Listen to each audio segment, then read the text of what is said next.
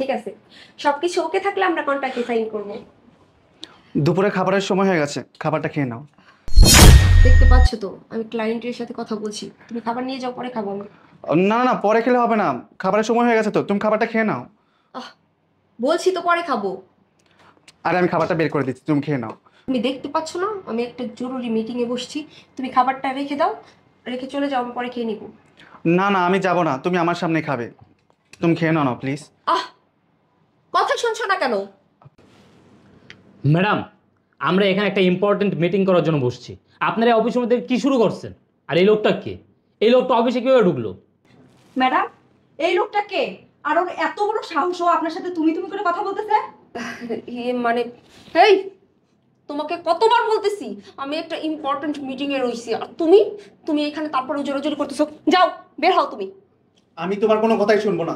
দেখো, তোমার দুপুরে খাবারের টাইম পার হয়ে যাচ্ছে, আর তুমি ঠিক মতো না খেলে তো অসুস্থ হয়ে যাবে। তুমি এখনই খেয়ে নেবে। এই, তোমাকে বলতেছি না আমার সময় হলো আমি খেয়ে নিব, তুমি যাও। ম্যাডাম, কি হচ্ছে সব?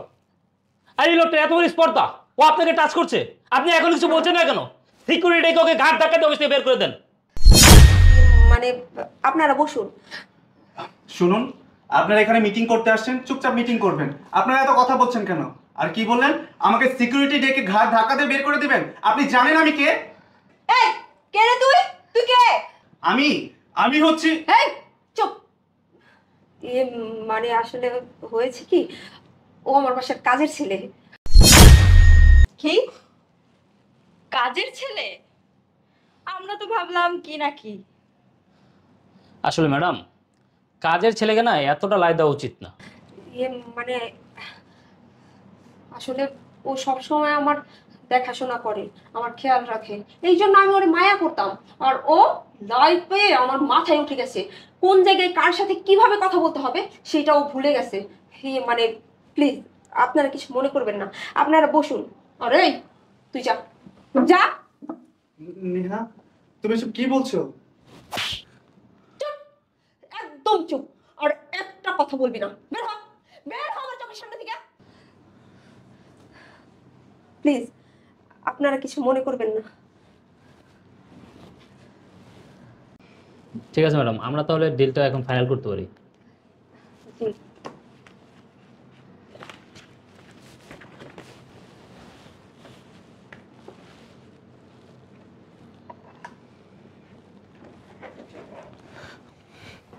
থাকবো না, থাকবো না আমি এই শহরে। যাবো গা,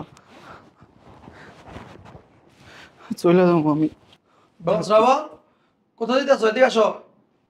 আব্বা, আমি আর এই বাড়িতে থাকবো না, আমি চলে যাবো।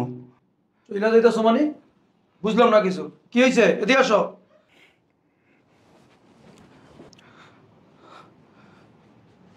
বাবা, আমি আর এই বাসায় থাকবো না, একেবারের জন্য চলে যাচ্ছি। চলে যাবে মানে? কোথায় যাইবা? দু চোখ যেদিকে যায় সেদিকেই চলে যাব। দুই চোখ যেদিকে যায় চলে যাবে মানে? দেখো বাবা, তোমার বাবা মারা যাওয়ার আগে তোমার আমার হাতে তুলে দিয়ে গেছে। আমি আমার সন্তানের মতো তোমার কোলে পিঠে করে মানুষ করছি, লেখাপড়া শিখেছি।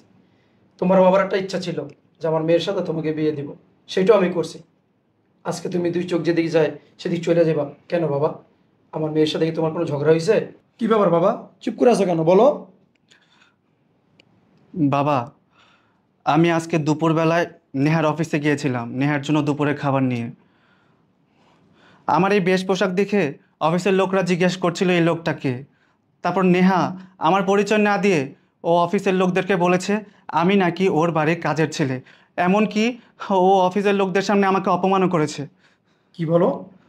আমার মেয়ে তোমাকে অপমান করছে?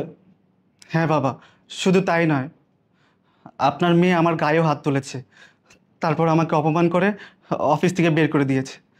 ওর এত বড় সাহস, অফিসের ভিতরে মানুষের সামনে তোমার গায়ে হাত তুলছে? ও আসুক আজকে। হ্যাঁ বাবা, আমি এই বাসায় থাকবো না, তাই তুমি এখানে থাকবে, তুমি কোথাও যাবে না। আজকেও আসুক। নেহা, এদিকে আয়।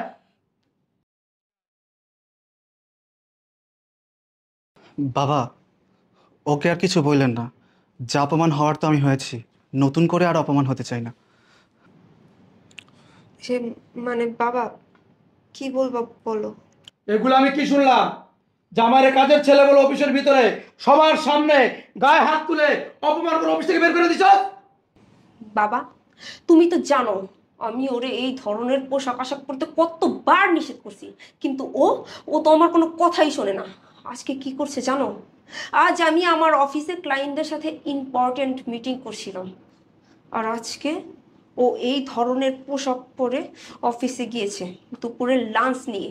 আমি ওকে বারবার বলেছি তুমি লাঞ্চটা রেখে চলে যাও, কিন্তু ও ও তো আমার কোনো কথাই শুনলো না।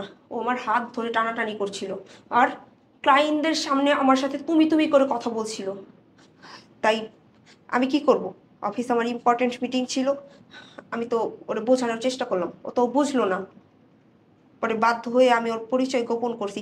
তাছাড়া ওই ডিলটা ছিল কোটি টাকার, তাই আমি বাধ্য হয়ে ওকে অপমান করে অফিস থেকে বের করে দিছি।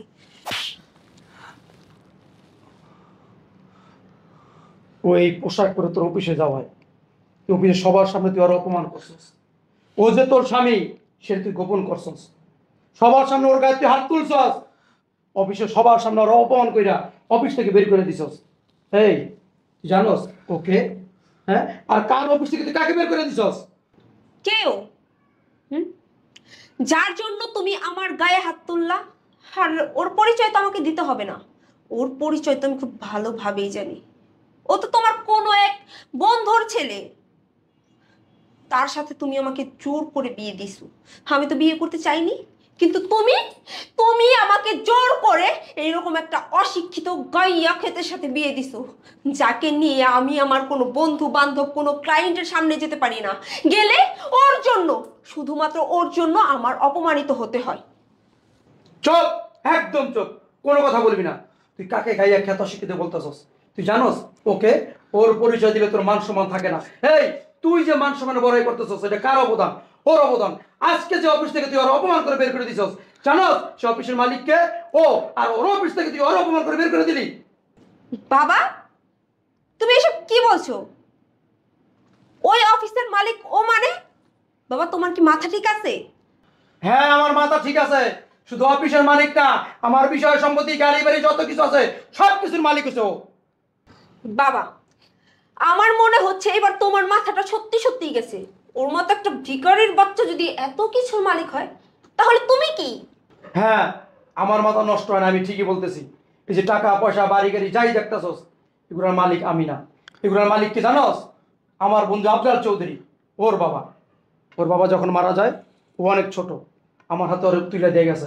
আমার বন্ধু এইটাও বলছিল যে তোর মেয়ে যখন বড় হইব আমার ছেলের সাথে তোর মেয়ের বিয়ে দিবি। আমি সেইটাও করছি। আরে ফকিনি তো ও না, ফকিনি হচ্ছে তুই, আমি। কি বলছো বাবা? তার মানে এই সয় সম্পত্তির মালিক আমি না, তুমিও না, এই সয় সম্পত্তির মালিক ও? আচ্ছা বাবা, তাহলে ও এইভাবে কেন চলাফেরা করে? আমি কেন এইভাবে তাকে তুমি জানতে চাও? তাহলে শোনো, ছোটোবেলায় আমার বাবা মারা যাওয়ার পরে থেকে এই আঙ্কেল আমাকে লালন পালন করে বড় করে তোলে, আমাকে লেখাপড়া করায়। তারপর তোমার সাথে যখন আমার বিয়ে হয়, বিয়ের পরে থেকে আমি বাসার সমস্ত কাজ করি ভালোবেসে। তোমাকে ভালোবেসে আমি তোমার সমস্ত খেয়াল রাখি। তুমি কখন অফিস যাবে, অফিস যাওয়ার আগে তুমি কি খেয়ে যাবে, কি পরে যাবে, সমস্ত খেয়াল রাখি। আর তাছাড়া তুমি প্রতিদিন অফিসে অনেক পরিশ্রম করো, তাই তোমার জন্য প্রতিদিন দুপুরবেলা তোমার অফিসে খাবার নিয়ে যেতাম, যাতে করে তুমি টাইমলি খাবারগুলো খেতে পারো। আর আমি নিজের হাতে তোমাকে খাবারগুলো খাইয়ে দিতাম যাতে তুমি সুস্থ থাকো। আর এই সমস্ত কিছু আমি কেন করতাম জানো? শুধুমাত্র তোমাকে ভালোবেসে। আর আজকে সেই ভালোবাসার প্রতিদান তুমি আমাকে এভাবে দিলে। আজকে আমি বুঝতে পেরেছি আসলে আমি তোমার যোগ্যই না। কি বলো বাবা তুমি এইসব? আমার মেয়ে তোমার যোগ্য না। আসলে ভুলটা আমিই করছি, আমার এই অহংকারী মেয়েকে তোমার সাথে বিয়ে দিয়ে। তুমি মাফ করে দিও। আর এটা তোমার বাড়ি, তোমার ঘর, তুমি কোথায় যাইবা? আমরাই চলে যাবো। এই চল। বাবা, আমরা কোথায় যাব? আমাদের তো যাওয়ার মতো কোনো জায়গা নেই। আমরা থাকবো কোথায়? আমাদের ঘর নাই, বাড়ি নেই, রাস্তা থাকুন।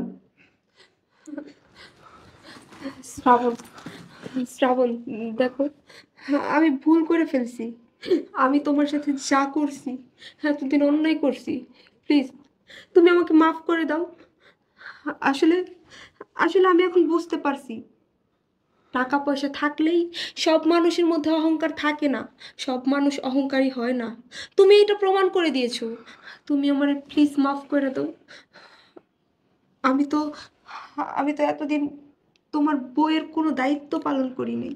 তুমি আসলে আমার ভালোবাসে এত কিছু করছো, অথচ আমি আমি তোমার বউ তোমাকে স্বামী বলে বিন্দু পরিমাণেরও মূল্যায়ন করি নাই। প্লিজ তুমি আমাকে আর একটাবার সুযোগ দাও, একটাবার সুযোগ দাও তোমার বউ হওয়ার, তোমাকে ভালোবাসার, তোমাকে বোঝার। যাই হোক, তুমি যে শেষ পর্যন্ত তোমার ভুলটা বুঝতে পেরেছো, তাতেই আমি খুশি। তোমার প্রতি আমার কোনো রাগ নেই। আমি তোমাকে ক্ষমা করে দিয়েছি। আচ্ছা